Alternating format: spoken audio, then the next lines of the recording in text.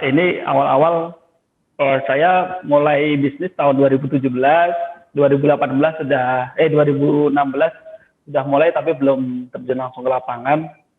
Jadi awal mulanya itu ketika saya mengambil penelitian studi akhir atau skripsi. Studi saya tentang tanaman kentang, kemudian saya ngambil di penyakit kentang. Nah, di situ saya jadi banyak tahu terkait dengan tanaman kentang, kemudian prosesnya, terus apa itu jual beli pasca panen dan lain sebagainya itu.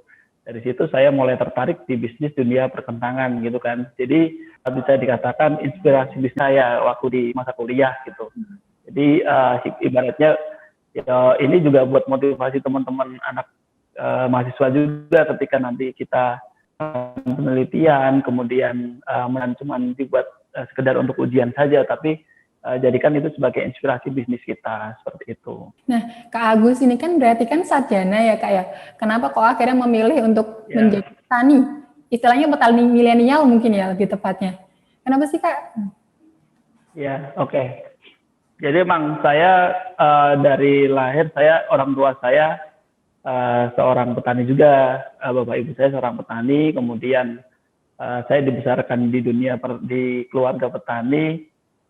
Jadi saya tahu benar kondisi secara ekonomi, sosial maupun budaya seorang petani itu seperti apa gitu kan. Jadi waktu itu saya sempat awal-awal masuk SMA memang idealis ya. Dulu ketika SMA paling kita cita-citanya mau jadi polisi, jadi dokter yang intinya dipandang wah gitu kan di masyarakat. Cuman ketika saya melihat potensi yang ada di sekitar saya, kebetulan di tempat saya itu kan daerah pegunungan, dataran tinggi, potensi pertaniannya sangat luar biasa. Nah dari situ saya terinspirasi, wah saya harus bisa menggarap potensi yang ada di masyarakat saya, di sekitar kita, di sekitar saya gitu kan.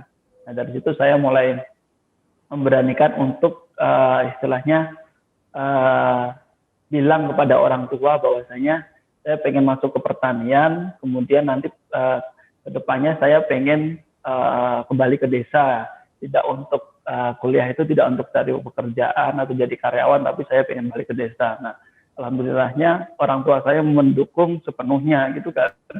Jadi ketika orang tua saya menyekolahkan saya, mengkuliahkan saya, mereka tidak menuntut saya harus jadi A, B, C, harus jadi PNS, harus jadi karyawan atau harus jadi kerja di kantoran, itu tidak, tapi membebaskan apa yang ada di pikiran saya dan cita-cita saya. Nah dari situlah saya berkeinginan bahwasanya ketika saya di bangku perkuliahan, saya mencari ilmu sebanyak-banyaknya, mencari pengalaman sebanyak-banyaknya, kemudian nanti kalau sudah lulus kembali ke desa, membangun desa, seperti itu Mbak.